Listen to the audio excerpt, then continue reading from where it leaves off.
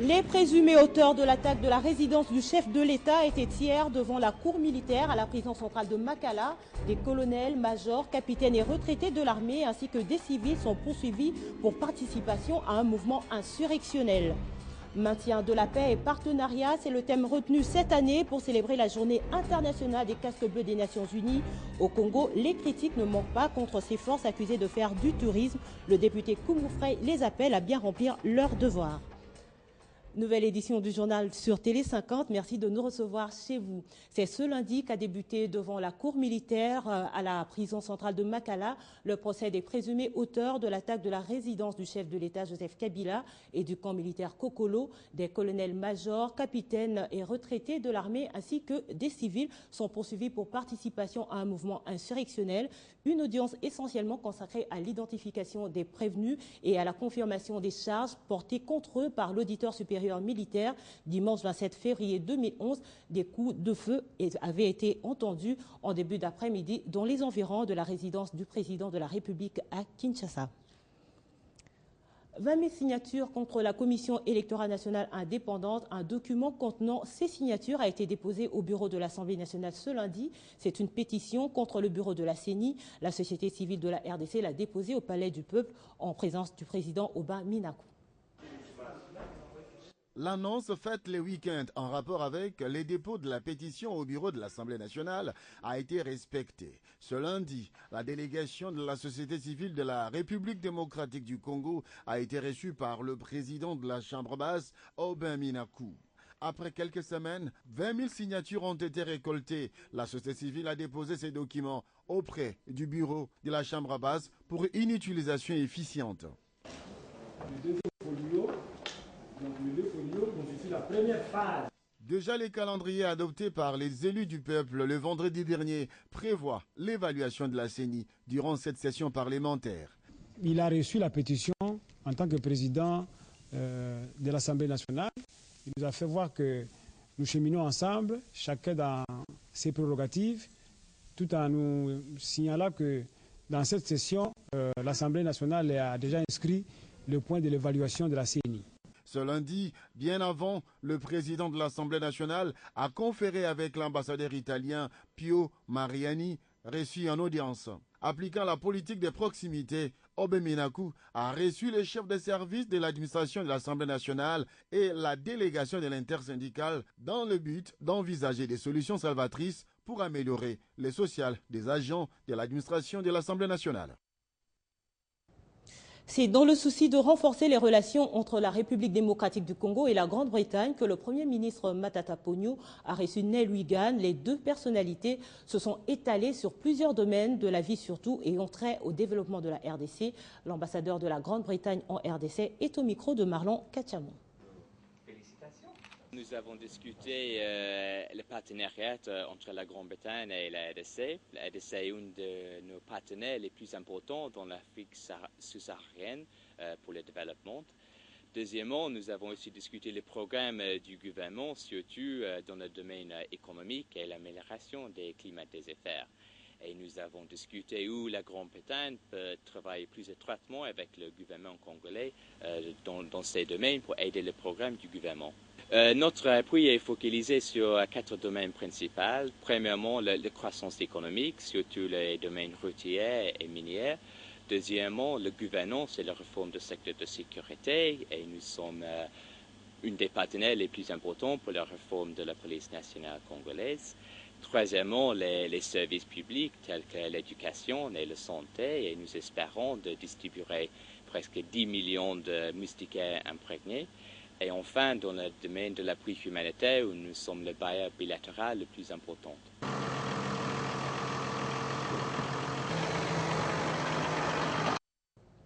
Et au Nord Kivu, un lot important d'aide humanitaire du gouvernement congolais vient d'être déployé dans le camp des réfugiés qui ont fui les conflits armés. C'est le ministre des Affaires sociales, Charles Naouej, qui l'a remis à cette population, qui est d'ailleurs sur le point de regagner les territoires où la sécurité est déjà rétablie. C'est le premier lot de vivres apporté à ces déplacés du camp de Mugunga, situé à 17 km de la ville de Goma. Une intervention humanitaire qui doit s'étendre dans d'autres camps de réfugiés avec l'implication des organisations humanitaires internationales, d'où cette concertation avec le ministre des Affaires sociales pour localiser tous les sites où sont regroupés les réfugiés congolais. Je suis venu surtout apporter un message de réconfort et un message surtout du chef de l'État qui voudrait montrer à notre population qu'il n'abandonne pas, il n'abandonnera jamais nos populations. Et l'objectif principal, comme vous le savez, du gouvernement n'est pas d'avoir des populations dans des camps. L'objectif, c'est que nous sommes en train de rétablir la sécurité sur le milieu d'origine de nos compatriotes pour que, progressivement, que chacun d'entre eux retourne dans leur milieu d'origine pour qu'ils continuent à s'occuper de leur travail quotidien. Regagner leur territoire et localité, c'est peut-être aussi pour bientôt, car selon le gouverneur du Nord Kivu, Julien Paluku, la paix est déjà rétablie dans certaines zones. Je dois rassurer la population de partout ailleurs que la sécurité est en train d'être rétablie, particulièrement dans les Massissi, où il n'y a plus un seul coup de balle dans la partie où les populations ont quitté, particulièrement à Karuba, à Ngungu, à Mushake, à Kingi, à Kabati, à Kilolirwe. Je crois que les populations peuvent déjà commencer à rentrer. La paix, c'est le seul mot que cette population veut entendre, et à l'allure où vont les choses, l'espoir est permis. À présent, on va joindre notre correspondant à Butembo pour des détails supplémentaires au sujet de la visite du ministre des Affaires sociales au camp des déplacés de Mugunga, situé à une dizaine de kilomètres de la ville de Goma. Martial Bindelo pour Télé 50. La remise symbolique de cette aide destinée à ses compatriotes venus du territoire de Massissi a été faite par M. Charles Nawez Mundele, ministre congolais des Affaires sociales et de la solidarité nationale, en séjour en province Nord Kivu.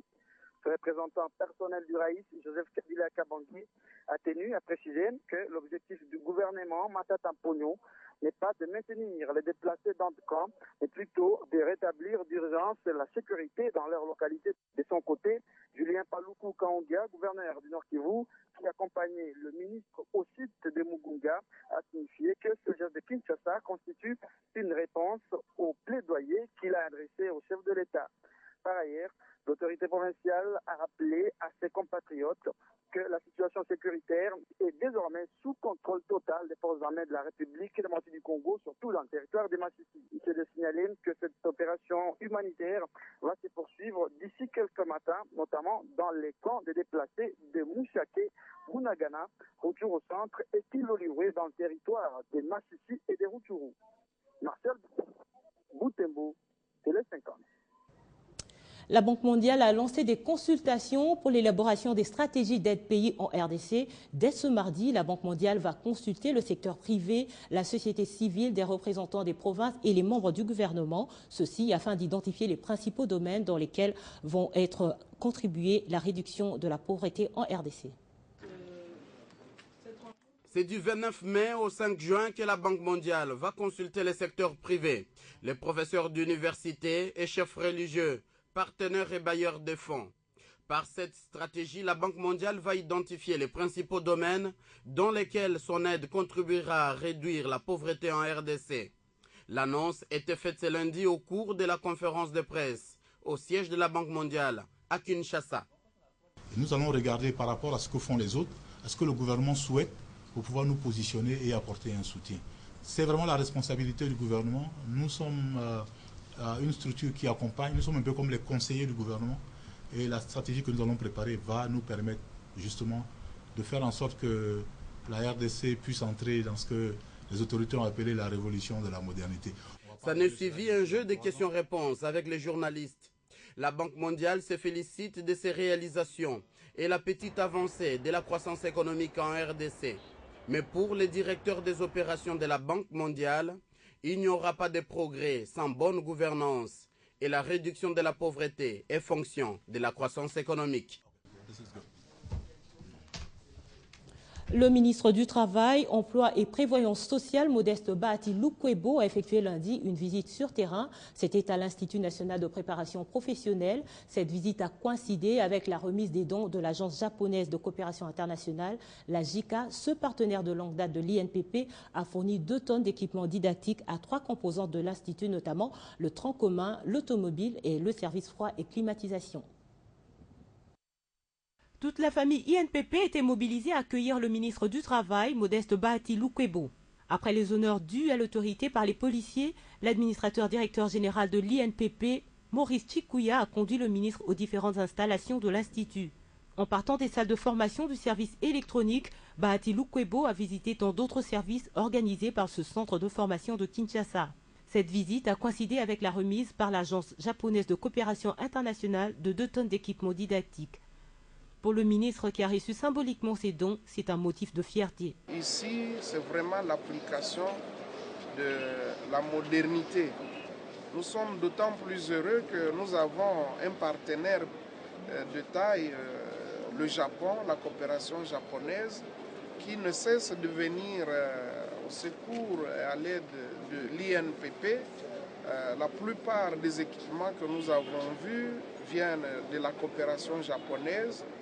Et fort heureusement encore aujourd'hui, nous venons de réceptionner des matériels dont la valeur atteint presque $1 million. Je vais m'impliquer pour que la part du gouvernement soit aussi visible que possible dans la réalisation des objectifs de l'INPP.